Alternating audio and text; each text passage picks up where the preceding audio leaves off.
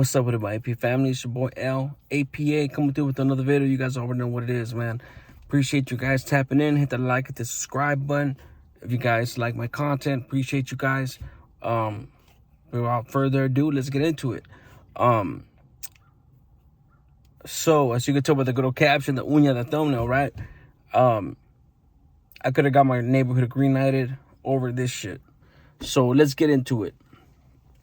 So, let me take you back to, what year was it? It was 2004, 2003, honestly, like late 2003, right before I caught my prison term. I was chilling in the neighborhood on Spurgeon, doing my thing, whatnot. And, posted up with a couple of camaradas, whatnot, strapped up, doing my thing. And like I always say, I don't glorify any of this shit. It's just what I lived, and that's why I tell my stories, to try to dissuade youngsters from it, and reoffenders too. So yeah, man, we're just chilling, whittling, dealing, doing our thing. Once everybody, oh yeah, I gotta go this, oh I gotta go back to my ruca, orale homes, I gotta go to my girl, whatnot. Eventually, end up by myself again. Cool, boom.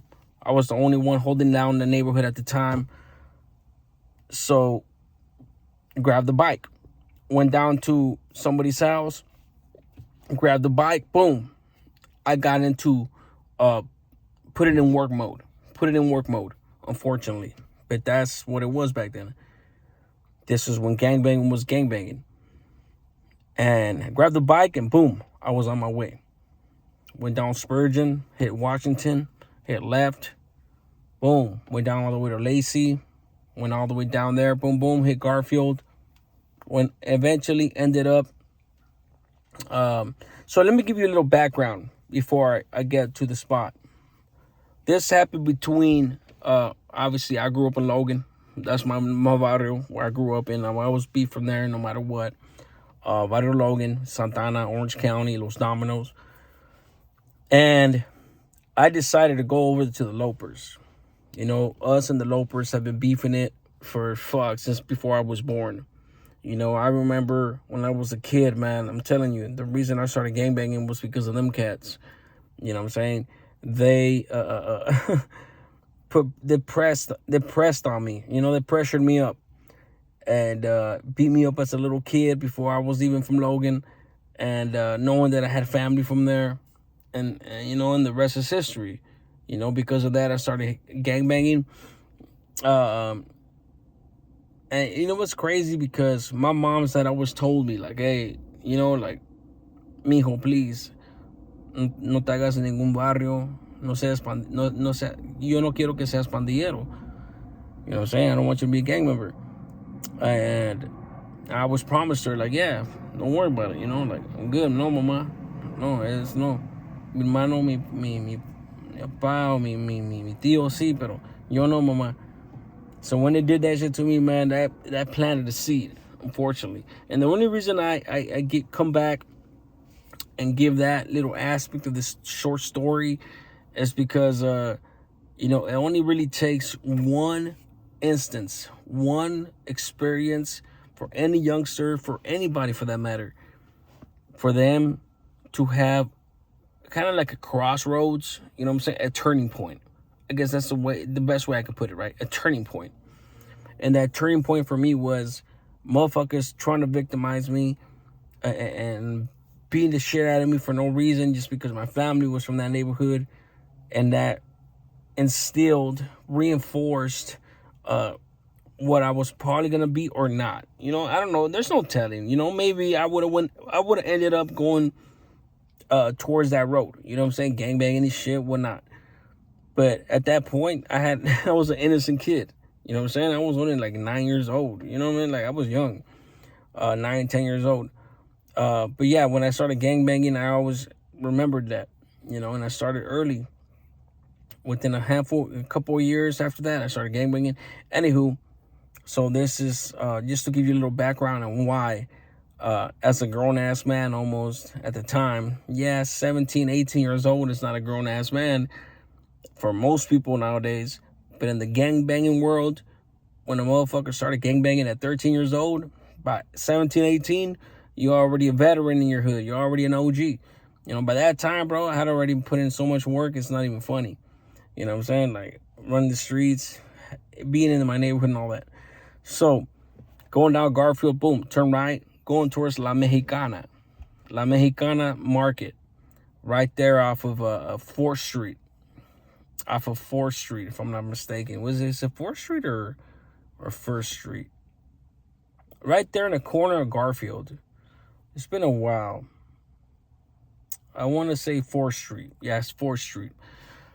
So, I'm on my bike. I'm going boom, boom, boom, boom. Before I even get over there, I stopped before I left my neighborhood. Sorry, I keep coming back. But I just want to give you the details of the night. And I literally,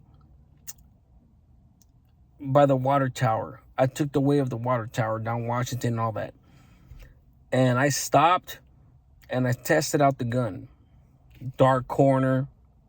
Kind of like the same corner of the story that I told before that I almost killed my homeboys. My homeboy, my crimey, whatever. Tested out the gun. Pow, pow. Shot it into the grass. That's how I knew it worked. You know, loaded up the clip, boom, and went on my way. So before I pull up to the Mexicana Market on the corner, I see 2 dudes, bro. They're in black and white. They're in black and white, bald-headed dudes. And I'm on my bike. I pull up to them and I stop. Maybe about, I want to say, not even 10 feet. 10 feet. And I had been drinking. I wasn't twisted or messed up or anything, but I had been drinking. So I stopped, put my feet on both sides of my bike, boom, pull out my shit and pointed it towards them. And right when I hit him up, what's up? I said, where you from? Right when I finished saying those words, I looked down in between them, and I wasn't even gonna hit him up. This is the point of the story, and how I could have got my neighborhood green lighted. Because, like most dudes, they literally will shoot without asking questions, and then fuck around and find out that you get green lighted. But me, our neighborhood, bro, it's old ass neighborhood, the first neighborhood in Orange County, in Santana, of course. Our older homeboys had already laced us up. Like, no drive-bys, no fucking innocent victims, no nothing like that. Which I agree with wholeheartedly. And that's what I had in mind. Like, not at the time, maybe, but that's what made me react. So when I pulled out the gun, like I said, where you from? Before I even finished the sentence, I looked down, and between them was she couldn't have been more than a 2-year-old. That's how small she was, that I didn't even see her. This is late at night. Not in the early morning. It was probably like 9 o'clock, 8 o'clock, 8:30. Them cats probably went to the store and whatnot. But the reason I say that the green light, because I seen these dudes bald, black and white. That's the Lopers colors. I could have just busted off. Boom, boom, boom, boom, boom, boom, boom, boom, boom, boom, boom, without hitting them up. But I've always made sure, no matter what, gangbanging shit, I've always made sure, because the older homies laced me up at the time. Always hit them up. Always hit them up. Don't assume. Don't just light somebody up that you think is from there. No. You have to hear from their mouth. Which ended up getting me in trouble. Especially on my, not green light trouble, but like personal trouble. Because a lot of dudes were just, they'll rank it. You know what I'm saying? Motherfuckers are rank. And you know, even if you hit them up, they'll fucking bitch up. And once you walk away, they'll try to shoot you. But anywho, hit them up, boom, boom. I seen the little girl. The look in their face, man, and it's understandable. The look in their face was like, They both looked at me like, and they were both holding the little girl's hand. And I pointed the gun as I finished the sentence. They looked at me like that.